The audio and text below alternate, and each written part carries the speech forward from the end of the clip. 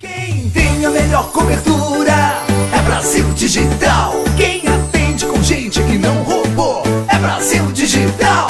Quem conta com suporte 24 horas é Brasil Digital. É Brasil Digital, é Brasil Digital. Brasil Digital, pra assistir, pra jogar, pra se informar, é Brasil Digital. Velocidade de até 1000 mega, planos a partir de R$ 69,90. Clientes Brasil Digital têm vantagens em dobro. Entre em contato. Com muita força e tecnologia para levar água e seus predicados mais puros para a população, conheça a água mineral Minalinda. Saborosa por natureza, com o melhor pH da região, 6,15. Vamos ouvir agora o que o Dr. Queiroga tem a dizer. Eu só bebo água mineral com pH acima de 6. Eu só bebo Minalinda. Captadas de fontes subterrâneas em uma área realmente preservada em meio à natureza. Minalinda tem infraestrutura moderna, tecnologia de ponta e pessoas capacitadas, garantindo comprometimento com a qualidade e a excelência. A água mineral Minalinda é armazenada em tanques de aço inoxidável, filtro de ar microbiológico e sistema de controle de nível digital. Os equipamentos de envase garantem o processo automatizado e avançado para que a água se mantenha pura e intocável. As rigorosas análises físico-químicas e microbiológicas validam a qualidade de todo o processo produtivo. Envasada em embalagens que variam de 300 ml a 20 litros. Beber água mineral natural da fonte traz muitos benefícios ao metabolismo do corpo. Tenha saúde. Água mineral Minalinda, a única de Rondônia com o maior pH.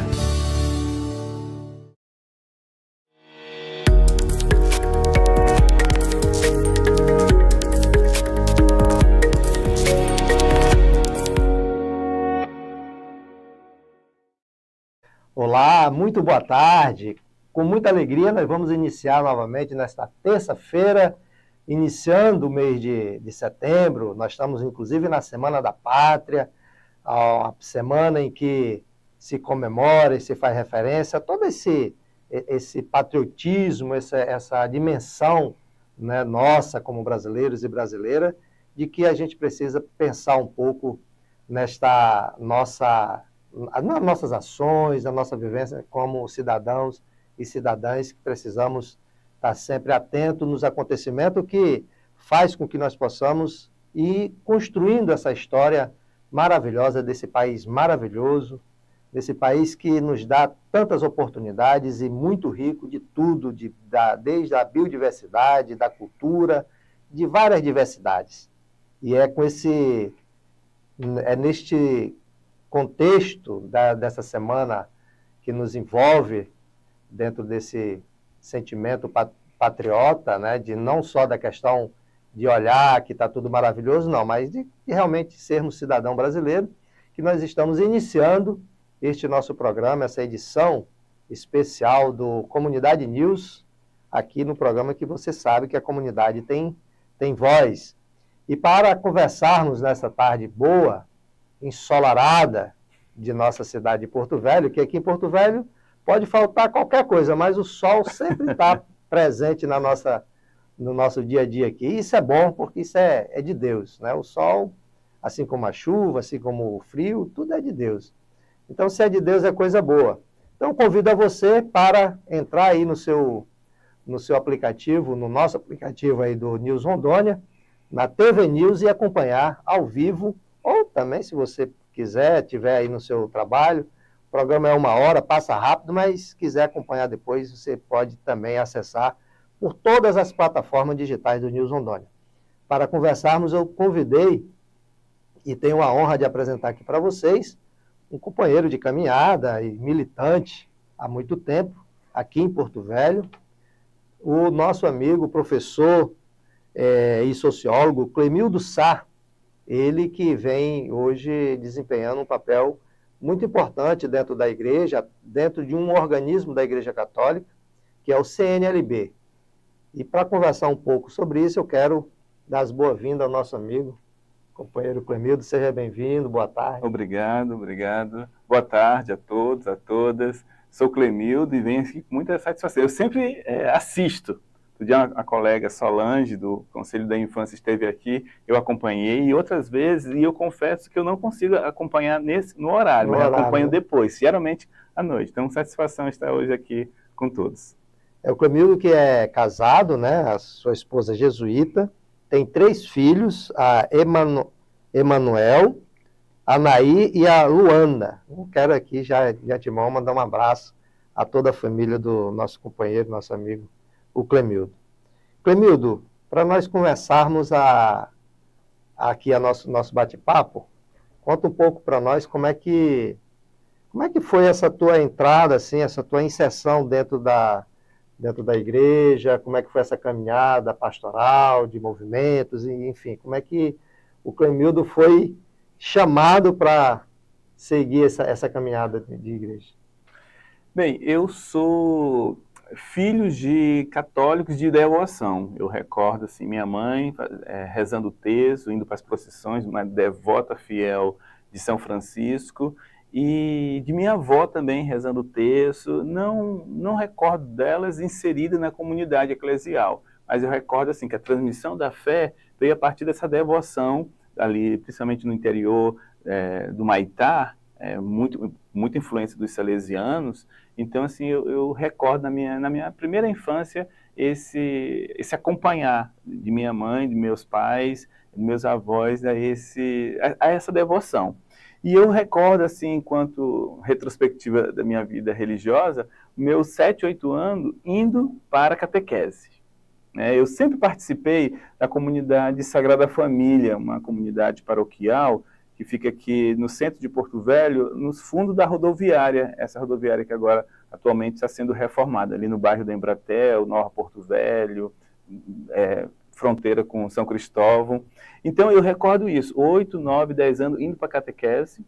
Depois fiz todos os sacramentos de iniciação, fui batizado ainda na igreja de São Cristóvão, com o Padre Emílio Lanossi, deu uma extraordinária contribuição aqui em Porto Velho. Aí fiz a Eucaristia, a Crisma na Sagrada Família, e depois eu recordo até hoje que Dom José Martins, já falecido, primeiro arcebispo aqui de Porto Velho, veio de Ji-Paraná, era bispo de Ji-Paraná e veio para Porto Velho, quando a arquidiocese se tornou diocese para a arquidiocese.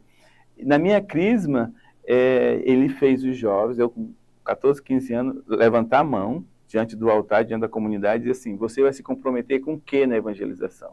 Nunca esqueço. Eu não recordo da homilia. Aí já é o chamado para você. Mas isso foi assim, super pedagógico, didático, que o bispo fez naquela cerimônia. Pediu para que os jovens levantassem a mão e perguntou assim: você se compromete com o que na igreja? E eu me preparei junto com a minha esposa. Mas na época era tanto menino que ela sentava lá no canto, eu sentava no outro. O apaixonar-se veio depois do momento do encontro de preparação do Crisma. E aí eu, quando levantando a mão, eu disse assim: eu vou me comprometer com a evangelização dos jovens. E foi a partir daí que eu iniciei no grupo de base da Pastoral de Juventude, e com uma certa liderança, fui coordenador do grupo, coordenador da comunidade, coordenador do setor 2, que aqui em Porto Velho nós somos organizados pastoralmente em setores. Cheguei a animar a coordenação arquidiocesana da Pastoral de Juventude. Isso, eu estou falando de 1990, 92, eu estava terminando o meu ensino médio. E também fui do Regional Norte 1B, hoje o Noroeste, mas há um tempo atrás era o Regional Norte 1B, porque o Norte 1A era a sede ali em Manaus e pegava assim, a Amazônia Ocidental quase toda. E nós tínhamos aqui em referência o Regional Norte 1B, que hoje é o Noroeste. E aí eu também fui secretário, animando os grupos de jovens esse regional, que compreende as 3 dioceses de Rondônia, as 2 dioceses do Acre e as 2 igrejas locais do sul do Amazonas, que é a Prelazia de Lábrea e a Diocese de Maitá. E aí eu sempre inserido na comunidade, sempre, eu participei do Grêmio Estudantil, estudei o meu antigo 2º grau, hoje ensino médio, na Escola Barão de Solimões, fui presidente do Grêmio Estudantil, participei da URES, eu nem sei se existe URES hoje, ainda existe, né? Eu fui secretário-geral da União Rondoniense dos Estudantes Secundaristas, meu primeiro congresso foi em Cacoal, então assim, sempre militante, adorava ir no Sintério, participar, então eu sempre tive enquanto sempre inserido dentro um jovem inserido, eu sempre estava com um pé na igreja e um pé nesses que hoje nós chamamos de mecanismo da sociedade. E aí, por fim, nessa rápida trajetória, em 2001, numa eleição nacional que aconteceu em Goiânia, eu fui eleito secretário nacional de todos os grupos de jovens católicos do Brasil. E aí eu fui morar e trabalhar em Brasília por um período de 4 anos, num caráter eminentemente missionário, onde eu chegava, dentro do Brasil e fora do Brasil, onde eu chegava a fazer questão de dizer, eu sou da comunidade, da Sagrada Família, uma comunidade eclesial de base. Sempre fazendo a referência de onde você veio. Isso, porque eu sempre imaginei assim, eu estou em missão. Sempre voltei a atuar enquanto missionário na igreja, mas voltar para a minha terra, assim como eu voltei. Né? Acho que esse sentimento de natividade pode ser quente, mas é nossa terra. Pode ser o que for, mas é a nossa terra. É o sentimento de natividade que acredito eu que todos nós tenhamos. E aí eu morei 4 anos em Brasília e tive uma experiência, eu acho que foi naquele, cada um de nós temos uma trajetória na comunidade de fé, mas essa experiência que eu fiz a serviço da Igreja do Brasil em Brasília, onde eu tive condições de visitar os regionais da CNBB, visitar organismos da América Latina, visitar Roma, participar da Jornada Mundial. Então, assim, me alargou o meu sentido de pertença à igreja. Nos altos e baixos, nas suas contradições, no seu momento de inserção da igreja no Brasil, intensificou mais ainda o meu sentido de pertença. Então, isso foi bastante fecundo na minha história. Clemildo, depois toda essa sua trajetória, essa sua trajetória de igreja, se a gente fosse falar dela assim, com mais detalhe, nós teríamos que fazer um programa específico para ela, né? Porque você já tem uma caminhada bastante longa dentro desse contexto da igreja. Mas hoje você assumiu recentemente, há pouco mais de uns 8, 9 meses, o Conselho Arquidiocesano dos Cristãos Leigos e Leigas da Igreja. E eu queria que você pudesse, para o nosso público, para as pessoas que estão nos assistindo, que nos acompanham, falasse um pouco do que é esse organismo que nós chamamos de CNLB, que é o Conselho Nacional do Laicato do Brasil, isso a nível de Brasil, mas que ele tem as suas organizações, né, de base, que aí começa das paróquias, arquidiocese e tal. Eu queria que você desse uma rápida pincelada nisso e como que você hoje vê esse organismo dentro da igreja. Bem, o Conselho Arquidiocesano dos Cristãos Leigos e Leigas é o espaço dentro da comunidade eclesial que articula, que congrega todos os cristãos que estão inseridos, que estão respondendo a sua vocação e sua missão, inserido no campo específico da igreja. Então, participa, tem a sua forma de participação, você pode participar até do conselho paroquial, né, na sua paróquia, o conselho da sua região. Aqui em Porto Velho nós temos a região de Porto Velho e a região de Ariquemes. Então, você pode estar se articulando junto com esses outros irmãos que assumem também essa identidade particular. E o conselho é um espaço para que o cristão e a cristã leiga inserida possa se reconhecer e cultivar a sua espiritualidade, cultivar a sua missão. Não é um espaço formal, assim, obrigatório, mas é um espaço de adesão, né? Ninguém é obrigado a participar daquilo que não deseja, mas assim, o espaço ajuda a cada um se reconhecer e se fortalecer na missão de pregar o evangelho, de testemunhar os valores do cristianismo. Então, isso é muito oportuno. E aqui nós estamos, assim, depois do Covid, né, desse grande impacto que foi para a humanidade e particularmente também para os organismos de igreja, que foi esse tempo de pandemia que todos nós vivemos, nós estamos ajuntando os caquinhos, né? Nós temos sequelas ainda profundas, tanto do ponto de vista pessoal, lutos, assim como do ponto de vista da organização também. Nós somos assim um grupo já envelhecendo e envelhecido e que nós precisamos assim ser cada vez mais criativos para envolver os jovens, envolver todas as faixas etárias de idades, mas assim sempre colocando em primeiro lugar a pessoa, né? Principalmente, eu sempre costumo dizer isso agora após pandemia, que nós possamos ir retomando nossas atividades de inserção dentro da igreja, inserção fora da igreja, mas assim, oportunizando valorizar a pessoa. Né? Mais do que cumprir a pauta, mas assim, perguntar como que as pessoas estão, incentivar a visita, a preocupação com os irmãos e as irmãs, porque senão a gente fica mecânico, só cumprindo pauta, só cumprindo agenda, e aí a gente perde aquilo que o próprio Jesus nos ensinou, de colocar a pessoa e sua problemática no centro daquilo que nós estamos fazendo. Então isso é algo que está inserido na nossa caminhada enquanto organismo aqui na Arquidiocese de Porto Velho. O CNLB, como organismo da igreja, e isso que é importante a gente colocar e deixar assim, bem claro, é que é um organismo assim como outros organismos que existem na igreja, né? Por exemplo, a CNBB, que é o organismo que orienta e que dá as diretrizes gerais da igreja no Brasil, e que está ali, quem discute, que participa diretamente, são os bispos. Então, assim tem outros organismos, como Sim. o CRB, que organiza os religiosos e tal, e o CNLB é o que organiza e articula e faz todo esse trabalho de animar os cristãos leigos dentro da igreja. Esse trabalho que o CNLB faz de articular, de animar, como é que ele acontece dentro da igreja e, sobretudo, para fora da igreja?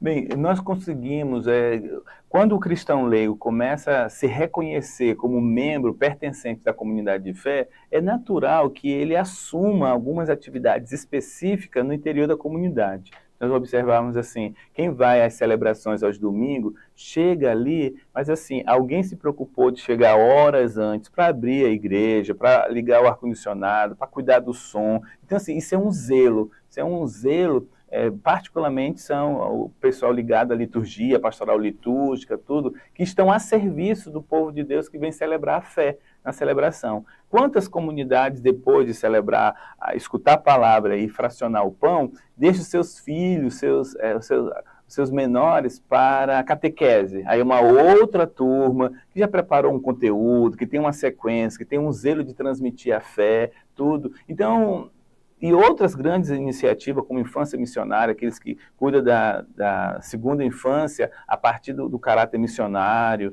Então, assim, nós temos vários grupos dentro da comunidade de fé que assumem essa vocação específica de animar, de testemunhar, de evangelizar especificamente um grupo, né? Catequista, os ministros extraordinários da comunhão. Então, assim, nós temos vários grupos que eles se organizam. E o CLB, ele vai, de forma ampla, organizar e trabalhar com cada um. Se nós estamos didaticamente ou por uma questão funcional em pastorais específicas, pastorais mais ligadas ao altar, pastoral mais ligada à doutrina, nós também tem aqueles que estão ligados mais à questão social, né? A pastoral da criança, a pastoral do imigrante, então a Comissão Pastoral da Terra, o CIMIC, o Conselho Indigenista Missionário, são mecanismos pastorais, serviços que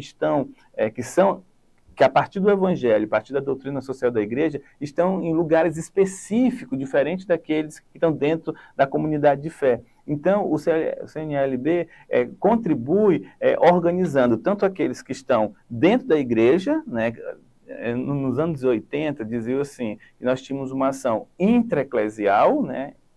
Dentro da igreja, e extra-eclesial, né, para fora da igreja. E querendo ou não, olhando assim essa minha apresentação, eu, quanto jovem até hoje, eu sempre tive assim um pé dentro da comunidade de fé. Dentro e fora. Né? Eu participo de um partido político, então o partido político ele tem uma outra perspectiva, ele é importante porque ele está trabalhando, ele tem uma proposta e quer que outras pessoas possam comungar essa proposta. Né? Eu participei, eu sou professor.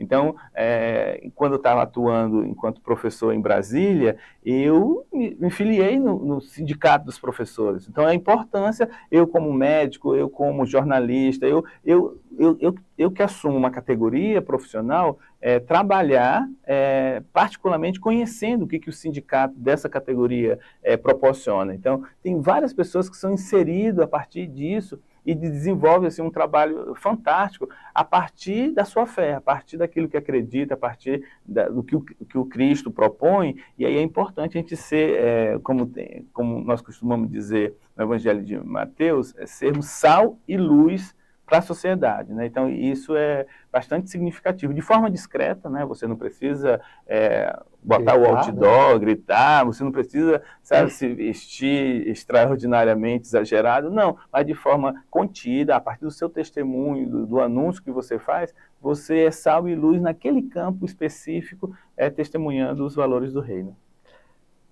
Nós estamos conversando com o Clemildo sobre esse papel fundamental, né, do cristão dentro da igreja e, sobretudo, dessa sua atuação fora da igreja. Como que ele pode testemunhar esse evangelho que ele recebe, que ele é enviado, que ele é chamado a testemunhar fora da igreja, nos diversos espaços, como bem colocou o Clemildo, da onde ele está, seja no trabalho, na educação, seja onde ele se encontra. Aqui na comunicação, de que forma que eu posso estar testemunhando aquilo que, a partir da minha fé, a partir do que a igreja me orienta, dos documentos da igreja, que eu posso contribuir com esse processo.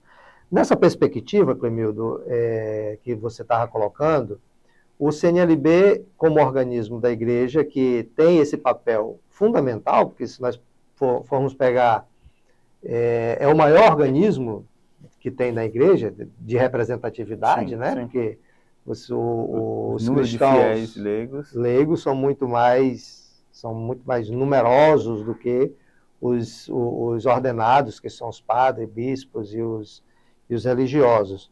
Como que o CNLB, dentro dessa perspectiva de fazer com que o seu trabalho missionário, o seu testemunho de fé seja vivenciado na Terra, em quais espaços específicos ele pode estar atuando e de que forma que ele pode se articular com esses outros espaços para poder levar esse trabalho missionário, esse trabalho de testemunho para dentro desses espaços.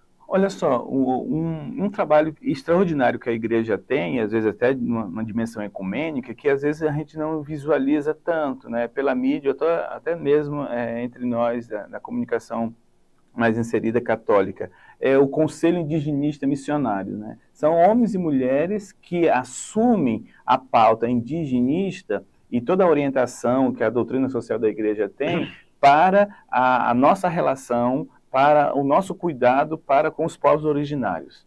Aqui mesmo em Porto Velho, Dom Roque Palosco, nosso arcebispo, ele é presidente do Conselho Indigenista Missionário, o CIMI, e tem assim pronunciamento, tem um zelo, tem um cuidado muito grande em dialogar com os povos originários. Então, existe ali leigos e leigas que estão assumindo a sua fé a partir desse campo específico, que é a causa indígena, né? Não dá para a gente dizer, colocar o índio dentro de uma forma, não dá botar um índio dentro só de um pacote. Nós temos de compreender a dimensão dos povos indígenas, dos povos originários, das suas etnias, da sua riqueza, da sua língua e do seu direito, do seu território, o seu direito de expressar sua fé, tudo. Então, se, olhando para o passado, nós já fizemos, enquanto igreja, fizemos barbárie com os povos indígenas, hoje, né, nós pedimos perdão. João Paulo II pediu perdão pelos 500 anos de evangelização da América Latina aos povos originários. Então, assim, é um pouco isso. E o Papa Francisco sempre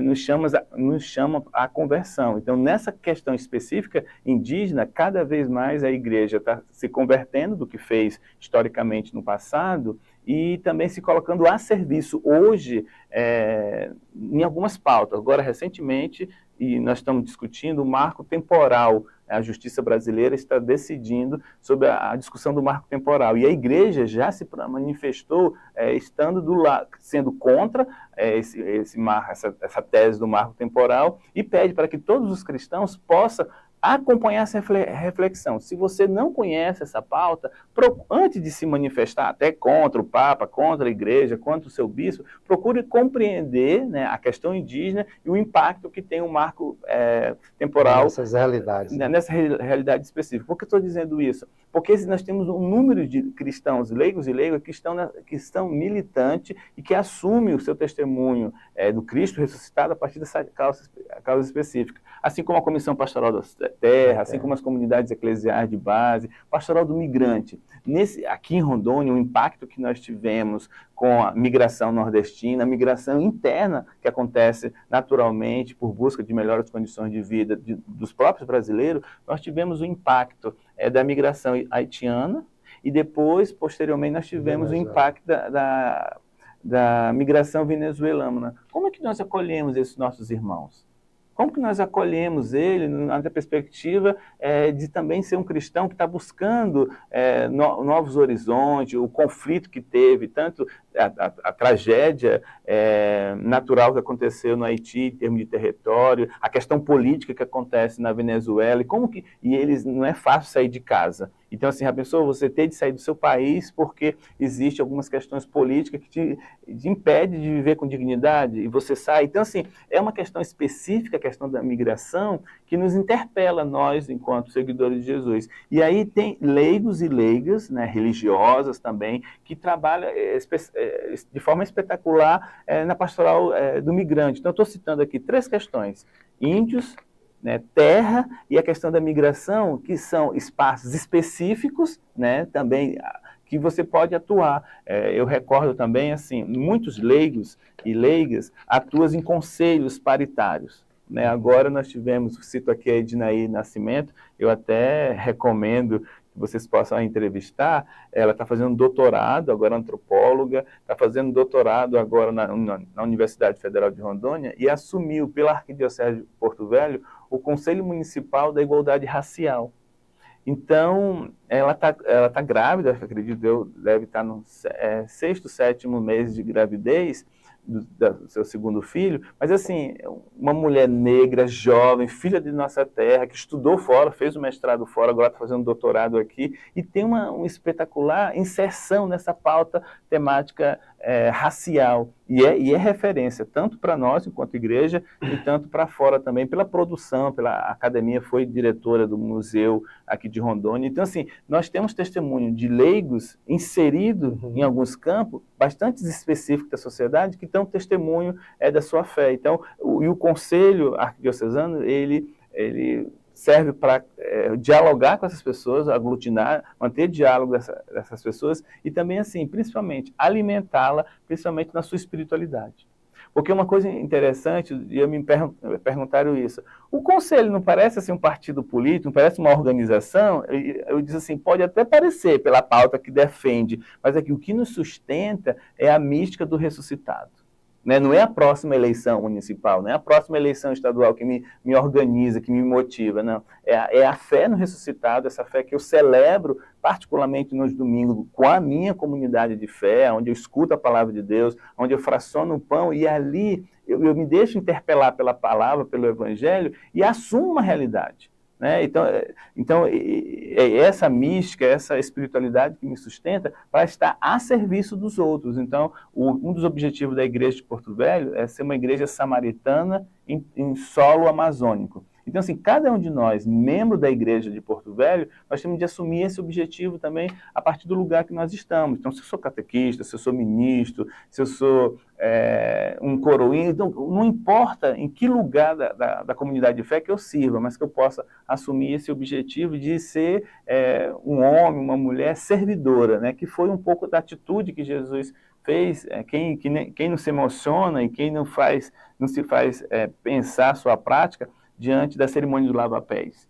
O Senhor, né, o Jesus, Filho de Deus, que vem servir os seus discípulos e pede ainda, façam isso. Então, assim, acho que é isso que nos interpela, não é um motivo de glória, é um momento de nos interpelar, sempre estarmos a serviço do povo de Deus. Muito bem. São assuntos importantes e que nos requer, por exemplo, de repente, fazer um aprofundamento em alguns temas específicos. O Clemildo pautou aqui três questões assim, extremamente importantes e que têm provocado muitas divergências e contradições dentro do contexto nacional, político, a questão racial, a questão da terra, a questão indígena, né? E quem não se emocionou no começo do ano vendo aquela cena com relação aos Yanomamis, aquilo ali que quando eu lembro daquela situação ali, eu fico assim com coisas ruins assim dentro do meu corpo, aqueles sentimentos, né? Porque não dá para a gente entender como que pode, num país como o nosso, ter pessoas que poderiam e que deveriam estar a serviço do povo, deixar acontecer situações como aquela. Mas são pautas importantes que precisam ser realmente discutidas, precisam ser aprofundadas e que precisam ser bem direcionadas e melhor contextualizadas para poder os encaminhamentos saírem bem feitos e bem dados. O CNLB, o Clemildo, nem sempre existiu dentro da igreja, né? A igreja, a gente sabe que teve um período em que era considerado apenas o clero, né? O clero era quem mandava, digamos assim, uma linguagem mais clara, mandava, desmandava e tal, tudo era do padre para cima, né? Sim, verdade. Não era para baixo, né? Aí aconteceu um evento extraordinário na igreja, de 62 a 65, que mudou um pouco esse contexto, e foi aí que houve essa abertura para que todo povo que pertencia à igreja fosse realmente chamado de povo de Deus, né? Eu queria que você falasse um pouco para poder dizer como que foi essa abertura para que hoje o CNLB, o Conselho de Leigos, Leigas da Igreja, dos cristãos leigos da Igreja, estivesse a cada dia, a cada tempo, conquistando o seu espaço e tendo voz dentro da igreja, contribuindo para que a igreja se torne uma igreja mais unida e mais fraterna e trabalhe em comunhão com todos os seus ministros e ministras. Sim. Uma questão importante, como ponto de partida, é compreender assim, a cristandade que pegou toda a Idade Média, a Alta Idade Média e a Baixa Idade Média, compreendia a igreja de forma piramidal. E no topo dessa pirâmide estava o clero, e abaixo, a grande maioria, estava o povo extremamente assim, sem formação, sem nenhuma qualificação e assim, ignorado pela primeira parte da pirâmide. Então a igreja era piramidal, né? Então isso marcou demais. E tem um evento muito importante que é o Concílio de Trento, e se a gente puder assim, sinteticamente, grosseiramente resumir o Concílio de Trento, é aquela frase: fora da igreja não há salvação. Então, se você não está conforme diz a pirâmide da igreja, você está fora, você é tranquilo você ir para a fogueira, você discordou da gente, é descomungado, não está conosco. E aí a igreja, mudando a mentalidade a partir do Concílio Vaticano II, né, que aconteceu de 62 a 64, 65, esse concílio foi um grande encontro que aconteceu em 3 anos, onde a igreja, particularmente os pastores da igreja, eles puderam fazer uma autocrítica de como a igreja estava se relacionando com o mundo. Em vez de se contrapor ao mundo, estar fora do mundo, dizer que o mundo é pecado e nós somos só os virtuosos, a igreja mudou a sua visão de si mesma. Então a igreja se coloca como servidora do mundo, que está a serviço do mundo, radicalizando o mandato que Jesus nos dá de ir e evangelizar em nome do Pai, do Filho e do Espírito Santo. E aí ela começa a mudar internamente a sua forma de ser igreja, a sua forma de evangelizar. Então, uma expressão que nós podemos sintetizar o Concílio Vaticano II os valores do reino de Deus é maior do que a igreja. Então, quanto mais a igreja estiver fiel aos valores do evangelho, nós estaremos diminuindo a estrutura da igreja. A igreja não precisa ser um elefante enorme, a igreja hierarquia, ela não precisa ser uma estrutura enorme porque ela está a serviço, né? E o próprio Concílio Vaticano II não dá ênfase, valoriza, reconhece, coloca no seu devido lugar os nossos irmãos ordenados, a hierarquia, mas ela vai nos trazer o conceito de igreja povo de Deus, né? Que pelo nosso batizado, todos nós recebemos a missão de evangelizar, de transformar a realidade tanto do homem e da mulher e a realidade temporal que está inserido. Então, o Concílio Vaticano II, ele é fundamental para nós compreendermos para o que a igreja é e para onde a igreja vai. Então, se você é membro da comunidade, ou que você vai à celebração, vale a pena pesquisar sobre o Concílio Vaticano II. Se você não tem nenhuma relação, não se interessa pelo trabalho da Igreja Católica, você é de uma outra denominação cristã, vale a pena conhecer, até do ponto de vista cultural, o que foi o Concílio Vaticano para a igreja, né? A reviravolta na sua liturgia, a sua atenção com os pobres, a sua intenção, a relação com o sagrado. Então, o Concílio Vaticano II não mexeu na doutrina da igreja, ele deu uma guinada na forma de como a igreja se apresentar, o conteúdo de evangelização da igreja. Então, isso nos marca profundamente. E uma questão interessante, por fim, é que o Papa Francisco, ele não esteve no concílio, ele não esteve, diferente do João Paulo II e do Bento XVI, que participaram do concílio ativamente, tudo.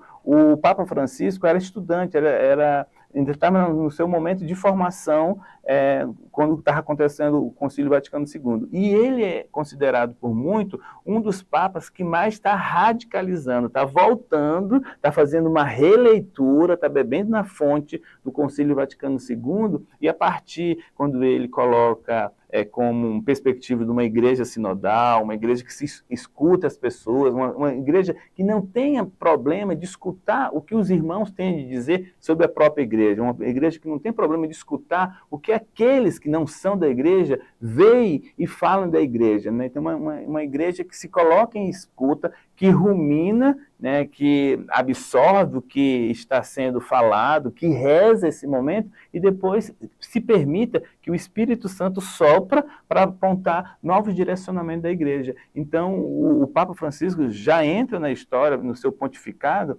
com seus documentos. Eu costumo dizer assim, é um Papa de processos, né? Quem acompanha o pontificado do Papa Francisco pode observar diversos processos que ele fez internamente de diálogo, de instituição, de tirar do eixo aquela conformidade que vinha até... Cumpre ou não cumpre o Concílio Vaticano II? Não é bem assim. Qual a interpretação que se faz ao Concílio Vaticano II? Tudo. Então, o Papa Francisco está dando a interpretação que ele é inspirado pelo Espírito e pela responsabilidade que ele tem de pastorear como pastor universal da Igreja, que é o centro da nossa unidade enquanto cristãos católicos, permitir ser provocado por Papa Francisco e também permitir escutar as orientações do Papa Francisco. Termino dizendo, todo mundo adora escutar o Papa Francisco, mas muitos não aceitam, até quem está dentro da igreja, muitos não aceitam aproximar a sua prática daquilo que o Papa Francisco nos interpela. Do que ele tem orientado, né, do que ele tem dito. Eu, particularmente, gosto muito do Papa Francisco, sobretudo dos documentos que ele tem nos presenteado, né? Aqui a gente pode falar de alguns documentos muito importantes, a Laudato Si, que fala sobre a questão do meio ambiente, da ecologia integral, da Evangelii Gaudi, que é a alegria do Evangelho, Amor Letícia, que é o amor à família, e tantos outros, né? A Fratelli Tutti, né? Que foi um mais recente agora. Enfim, ele tem nos presenteado, e agora, acho que até dia 14, deve estar saindo uma nova versão da Laudato Si, que é um documento lindíssimo, e ele, inclusive, na última carta dele agora, do Ângelo, que da semana passada, ele disse que é uma inspiração do Espírito Santo. Esse documento que está saindo agora sobre essa questão do meio ambiente. Eu não tenho dúvida que é, porque os documentos que ele tem nos presenteado são realmente iluminados pelo Espírito, né? O CNLB, como organismo da igreja, também tem as suas orientações, né, Clemildo? E tem muito a ver com o que você vem falando sobre a questão da abertura que acontece na igreja a partir do Concílio Vaticano II, e que vai, aos poucos, permitindo que os cristãos leigos, leigas da igreja vão se organizando até, agora, mais recentemente, de 2013 para cá, sai, então, um documento que orienta para poder ir fazendo com que os cristãos também tenham uma direção. A igreja sempre muito preocupada também no sentido de formar todo o seu povo dentro desse contexto da direção da doutrina social da igreja, e por isso tem lançado documento específico para nossos irmãos e irmãs, né? Isso. A Conferência Nacional dos Bispos do Brasil tem aquela coleção azul, né, são os documentos aprovados pelo Episcopado Brasileiro. Então, aqui nós tivemos a graça de receber dos nossos pastores o documento 105, que tem como tema cristãos leigos e leigas na igreja e na sociedade, sal da terra, luz do mundo. Então, esse documento baliza a última fala que o Episcopado Brasileiro tem para animar, para celebrar e para impulsionar os diversos leigos e leigas que estão inseridos na igreja, que estão a serviço da igreja em campos bem específicos, e é um documento assim vital, né? Foi construído através de consulta, né? É difícil o nosso episcopado fazer documentos de forma de gabinete. Eles têm um primeiro rascunho, uma primeira redação, vai a todas as dioceses, a todos os bispos particulares, e eles geralmente consulta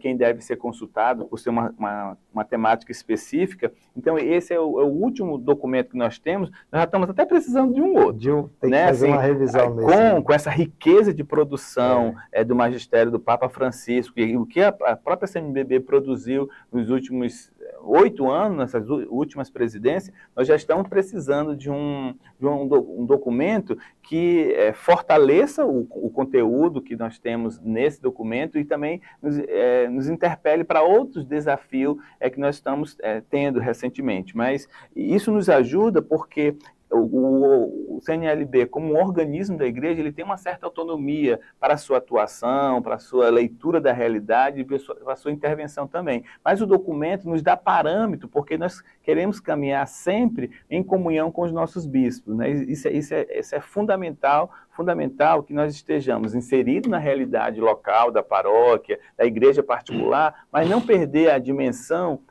da comunhão. Isso é o que é da nossa natureza, estarmos em comunhão com o bispo, com o Papa, para que a gente seja cada vez mais fortalecido e ter assim, uma certa legitimidade a partir do pastoreio dos nossos próprios bispos. Aqui em Porto Velho nós fazemos assim, nós temos uma excelente relação com o Dom Roque, com a coordenação de pastoral que ajuda o Dom Roque nessa dimensão da evangelização da pastoral arquidiocesana. Então, assim, isso nós não podemos se queixar, diferente de outros locais que não há um diálogo tão franco, né, da hierarquia para com o laicato, e também não há aquela possibilidade de sentar e conversar. Não há problema nós sentarmos e conversarmos sobre como que nós estamos pensando a evangelização e como que nós estamos inseridos a ação dos leigos e leigas nesse mundo tão específico. O próprio documento, ele fala da atuação dos cristãos da igreja, dentro da igreja, mas sobretudo para fora da igreja, na sociedade, né? E aí você bem já colocou aqui sobre esse papel específico, né, da ação dos cristãos da igreja, né? Ou seja, ele tem os serviços que ele faz intra-eclesial, ou seja, para dentro da igreja, que é os trabalhos dos ministérios, seja da liturgia, seja dentro de outros ministérios, da pastoral do dízimo, que são serviços que são feitos internamente dentro da igreja. Sim. Mas aí, o que os cristãos leigos e leigas, pelo que a gente percebe e vê aí o documento, é que eles são convocados e chamados a atuar e testemunhar essa comunhão para fora da igreja, né? Esse é o maior desafio. Esse é o maior desafio, da gente alimentar, nós estarmos no final de semana nas nossas comunidades, né, fortalecendo a visão de povo de Deus, estarmos juntos, tudo, mas nós especificamente, enquanto leigos, nós somos desafiados pelo Evangelho, pelos documentos da igreja, quer seja documento do Concílio Vaticano II, quer seja orientações do próprio Papa e também dos nossos bispos, na conferência, quando os bispos se manifestam através da CNBB e até da igreja local, nós somos interpelados a assumir esse nosso campo específico, né? E isso é importantíssimo. Às vezes, assim, até um certo contratempo, um certo mal-estar, e às vezes, assim, 80%, 70% das nossas atividades são muito intra, mas nós temos de equilibrar, de também termos assim, formação, termos atividade, particularmente para aqueles leigos que estão inseridos num campo específico. Um exemplo que eu dou aqui é a pastoral da educação. Nós estamos retomando também pós-pandemia um extraordinário trabalho da pastoral da educação. Temos a professora Odete, que é referência, professora da universidade, aposentada, que tanto na pastoral da educação no nível regional noroeste, quanto aqui da Arquidiocese de Porto Velho, está fazendo um trabalho assim, de visita, de oferecer formação. Então, os nossos professores, quer seja da rede pública, da rede privada, municipal, estadual ou federal, têm esse espaço, podem se encontrar para discutir questões específicas da sua área de atuação, porque estão nesse desafiante mundo da educação, e que possam se alimentar na fé, alimentar sua espiritualidade, sua identidade específica. Então, cada vez mais nós temos de assumir esse lugar específico onde nós, leigos e leigas, estamos inseridos. Clemildo, o papo, quando é bom, as coisas vai fluindo e vem outras coisas boas, e assim vai nos animando mais ainda para poder ir conversando um pouco mais.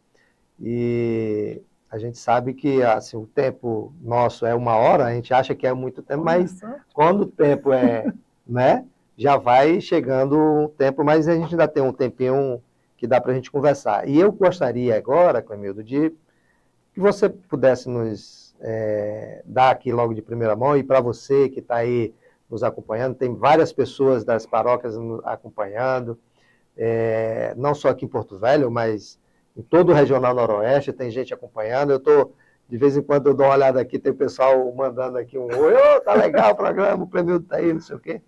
Então, está programado para agora, para o mês de setembro, uma assembleia em que vai reunir representantes de todas as 27 paróquias aqui da Arquidiocese, sim, incluindo Porto Velho, Alto e Baixo Madeira, e também a região de Ariquemes. Como é que está essa programação? Como é que vai ser essa assembleia? Qual é o principal objetivo dela? Como é que vai tratar essas temáticas e a partir daí como que você está organizando junto com a equipe da coordenação do Laicato? A coordenação arquidiocesana está bem animada para esses dias, porque nós teremos nos dias 15, 16 e 17 de setembro a Assembleia Formativa do Laicato. Um ano nós fazemos uma Assembleia de avaliação, de eleição, e o outro ano nós fazemos uma Assembleia de formação. Então, esse ano nós teremos nos dias 15, 16 e 17 de setembro, no Centro Arquidiocesano de Pastoral, no CAP, no quilômetro 13 da BR. Sentido Cuiabá. Sentido Cuiabá. Nós estaremos nos encontrando. Então, será assim, primeiro um reencontrar, né, após a pandemia, que as lideranças do Laicato estarão podendo se encontrar, se animar enquanto irmãos e irmãs de caminhada e refletir sobre algumas temáticas. Nós, pela parte do sábado de manhã, nós teremos uma análise de conjuntura, porque é fundamental nós, enquanto leigos e leigas, sabermos quais são os sinais para nós interpretarmos a nossa realidade. Diante da nossa realidade, o que a realidade nos desafia? Porque nós temos uma realidade, tanto dentro da igreja quanto para fora da igreja, nós temos algumas questões que nos interpelam enquanto ação. E depois nós estaremos indo ao Vaticano II, o documento Vaticano II, no seu julgar e no iluminar da Assembleia, qual é a missão e qual é a vocação e missão do laicato. Então nós queremos aí revisitar o Concílio Vaticano II e aprofundarmos, refletirmos, enquanto Assembleia Orante, essa interpelação a partir do Concílio Vaticano II, que é um concílio, depois da Bíblia, é o nosso grande documento, né? Todo evangelizador tem de estar debaixo de um braço a palavra de Deus, a Bíblia Sagrada, e para nós, pastoralmente falando, nós precisamos sempre revisitar o Concílio Vaticano II para sermos fiel àquilo que a Igreja Universal nos propõe. E à tarde, do sábado à tarde, nós iremos começar a ver o agir. E esse ano nós queremos ver o seguinte, darmos orientações, o agir para dentro da igreja. Para aqueles cristãos e cristãs leigas que estão inseridos dentro da igreja, quais orientações que nós damos em termos de formação, de organização, de identidade, e também para aqueles que estão fora da igreja, que estão nos mecanismos da sociedade, que estão no sindicato, que estão no partido, que estão nos conselhos, que estão na área da comunicação, na área da cultura, na área da medicina. Então, esses cristãos que estão nesses lugares específicos, quais são as orientações que nós estaremos passando para eles, para aprofundarem a sua fé, para aprofundarem o seu dinamismo e na sua atuação. E do domingo, já como será só um meio período que nós teremos, nós estaremos voltando às comissões do laicato, né? Toda a organização do laicato tem algumas comissões, comissão de formação, comissão de comunicação, comissão de juventude, comissão de fé e política. Então nós queremos estar aproveitando esse grupo para compor e redinamizar esse espaço também legítimo que é da organização do laicato. Então, assim, está todo mundo na expectativa dessa Assembleia, pelo que ela representa, né, tanto para o laicato, também para a Igreja de Porto Velho. Muito bem, eu estou conversando aqui com o Clemildo Sá, essa figuraça, esse irmão de caminhada, esse companheiro que há muito tempo vem prestando, né, um excelente serviço à igreja, à sociedade, né, seja na área da educação, seja dentro da igreja com outros serviços, seja para a juventude, enfim, ele tem nos presenteado com os seus saberes, com as suas atitudes, com seu dinamismo, esse trabalho bacana e bonito que ele faz dentro e fora da igreja, e hoje está à frente do Conselho dos Cristãos Leigos da Igreja Católica, aqui da Arquidiocese de Porto Velho, animando todo esse povo de Deus aí para que possa começar a entender melhor essa sua vocação para poder atuar bem, tanto na igreja como fora da igreja, onde nós, como cristãos, somos chamados a atuar.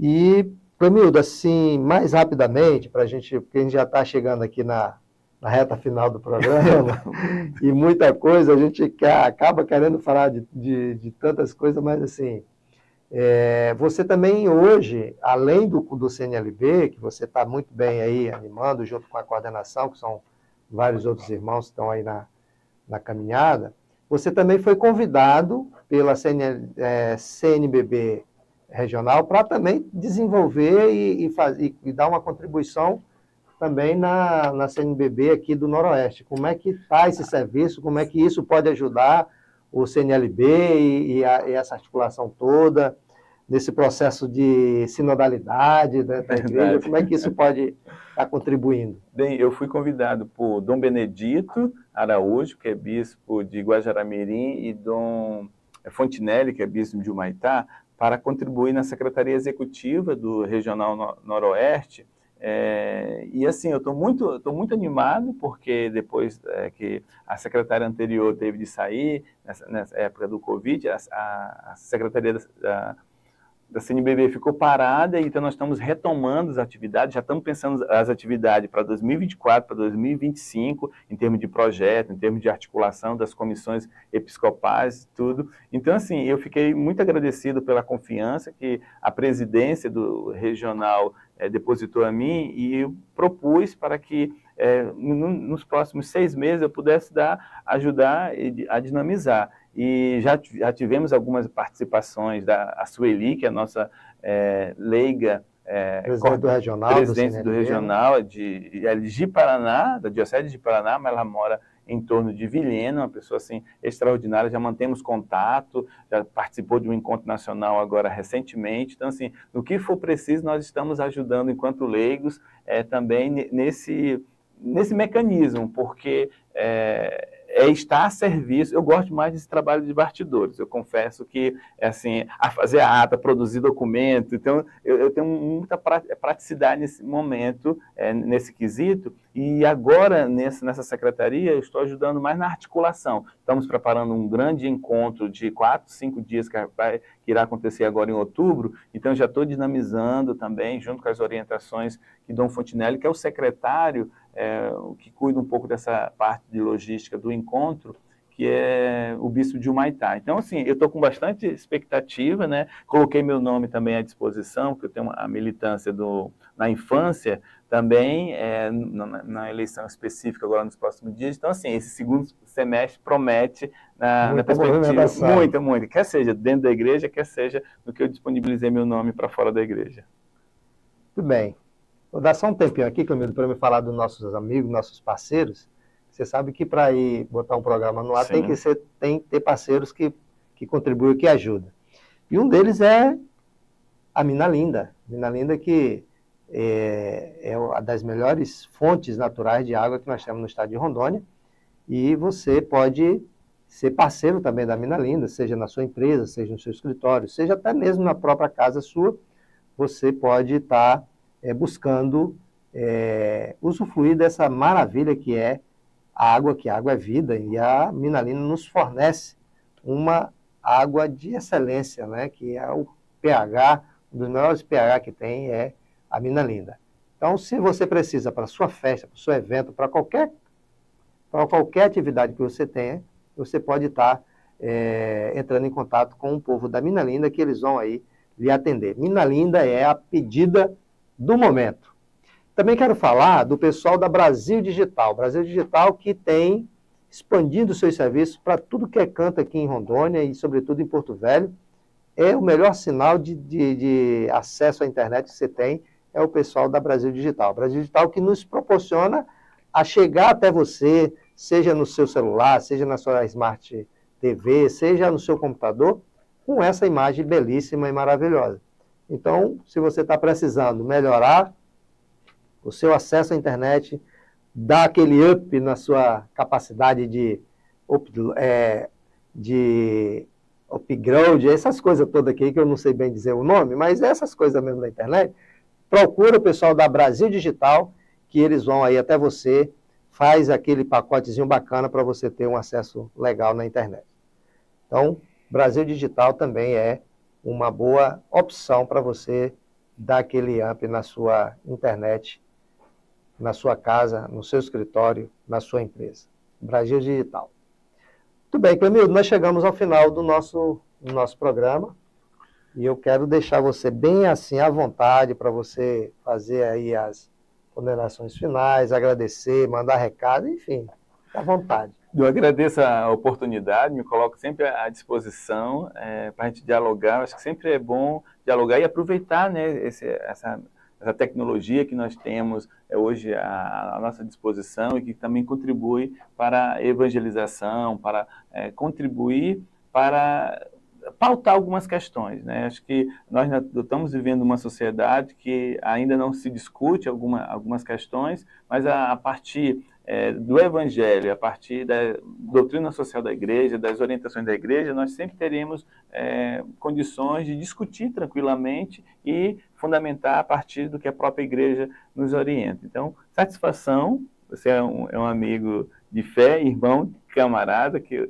eu tenho, né? Muita coisa que eu aprendi e me inspirei nesse organismo do Conselho de Leigo. Aprendi com Carlos, Cida também, referência em Ji-Paraná, Auricélio, em Cruzeiro do Sul. Então, assim, eu tenho alguns colegas, assim, que me inspira e que, que estivemos muito próximo naquele momento de pandemia, de formação virtual, tudo. Então, assim, eu guardo isso com muito carinho, com muito afeto e espero poder corresponder nessa missão que particularmente os leigos e leigas aqui de Porto Velho a mim confiou e espero contribuir. Então, sempre que se for possível, posso estar aqui dialogando e refletindo junto com vocês. Obrigado. Nós é que agradecemos, Clemeldo, você que se dispõe a vir aqui nos presentear com a sua presença, com a sua desenvoltura, né, com esse conteúdo todo que você traz. É importante a gente ter sempre pessoas que possam dar esse amp, esse enriquecimento bacana para o nosso programa, para todo o nosso público, as pessoas que nos acompanham certamente ficaram agradecido pela sua presença. A porta do News Rondônia está sempre aberta, vai sair depois uma matéria escrita no jornal para poder ficar também. Você que está acompanhando aí, pode também estar depois revisitando o site e assistindo o programa. E nós só agradecemos a sua companhia, a sua paciência por estar junto conosco nesta terça-feira, falando de um tema que é muito importante, rico, né? Que muitas coisas boas, e certamente nós vamos convidar o Clemildo para pontualmente falar de alguns documentos e algumas temáticas importantes, não só para nós que estamos dentro da Igreja Católica, mas sobretudo para quem faz uma militância fora da igreja, e você que está aí nos acompanhando também deve se agradar muito bem desses temas. Quero agradecer, finalizar, dizendo que foi uma alegria muito grande estar na companhia de você que está aí do outro lado da telinha, e te convido para quinta-feira estarmos novamente nesse mesmo horário, com a graça de Deus. Muito obrigado a todos, que Deus continue sempre nos abençoando.